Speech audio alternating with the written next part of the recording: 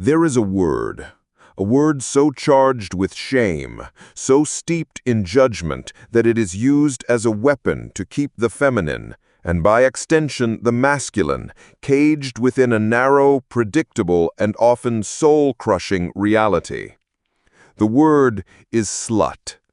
You have been conditioned to fear it, to see it as a mark of low value, of moral failure, of a woman who is broken, used, and unworthy of respect or commitment.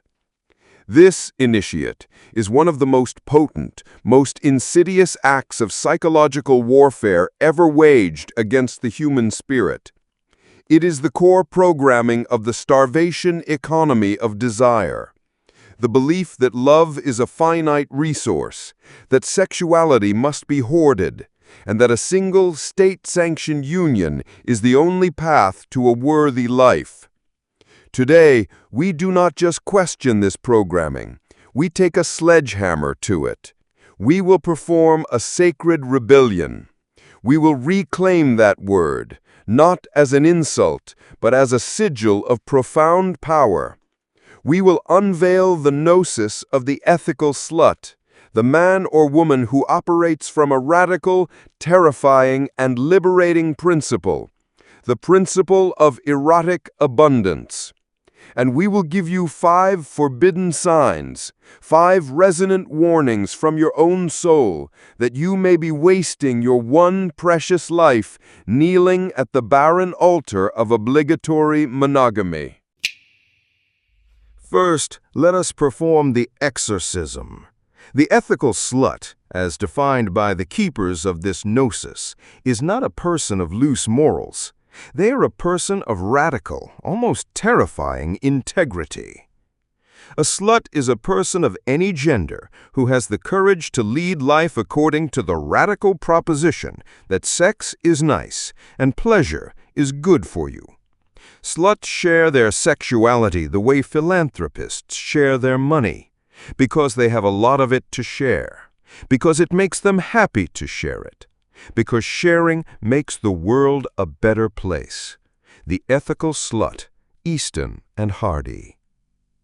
Do you feel the shift, the alchemical transmutation of a word of shame into a word of power? The ethical slut is not defined by a number. They are defined by a philosophy of honesty, of consent, and of a profound, unapologetic abundance of desire. The monogamous paradigm often operates on scarcity, jealousy, and possession. The ethical slut operates on abundance, compersion, and freedom. This is not a path for everyone. It is a path that demands a level of self-awareness, communication, and emotional sovereignty that is far beyond the grasp of the average human. But for those who hear its call, it is the path to a life of unparalleled connection, pleasure, and authentic expression. Now let us see if you are one of them.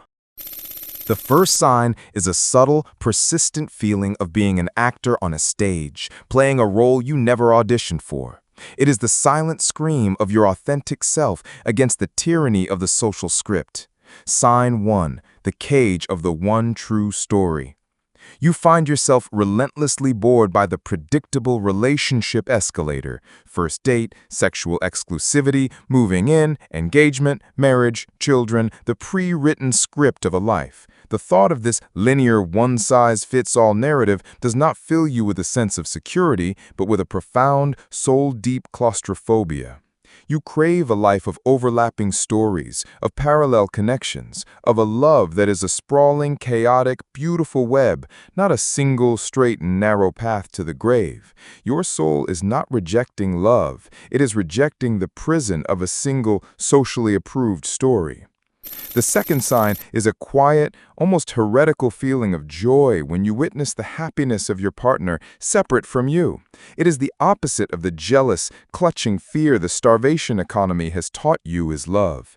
You see your partner light up when talking to an attractive stranger. They receive a message that makes them blush, and your first, fleeting, authentic emotional response is not the cold grip of fear or the hot sting of anger, but a strange, warm, expansive feeling, a feeling of joy for them.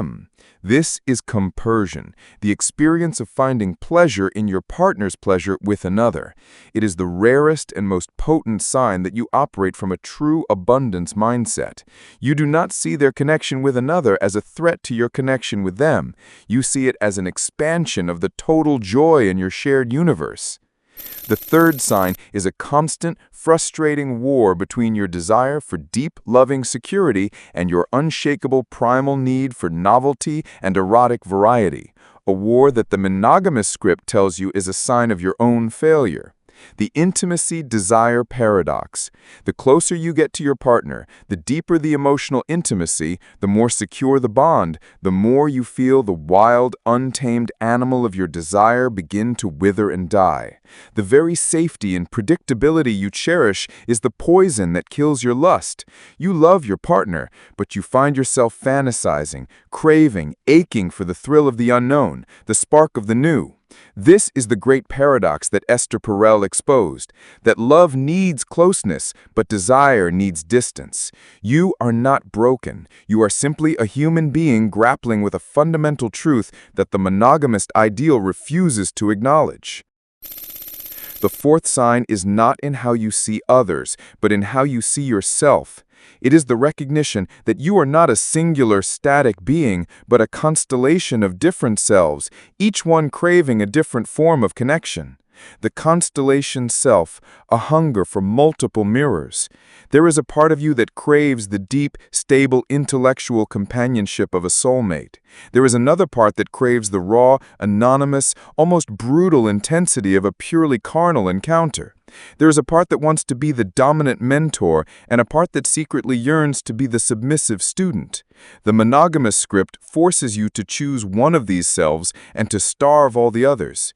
You feel a profound sense of grief for the lives you are not living, for the connections you are not making, for the parts of your own soul you are forced to let wither in the dark. The ethical slut does not choose. They seek to find a different mirror for each facet of their being. The fifth and final sign is the most dangerous of all. It is the secret, terrifying knowledge that your capacity to love is not a finite resource. It is infinite. Sign 5, the heresy of infinite love. The starvation economy tells you that you have a limited amount of love to give and that to give it to more than one person is to diminish the share of all. But you have felt the truth in your own heart. You know that loving a second person does not have your love for the first.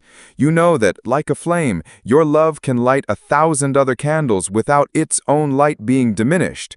This knowledge is a heresy. It is a direct threat to the possessive, fear-based model of love that our society is built on.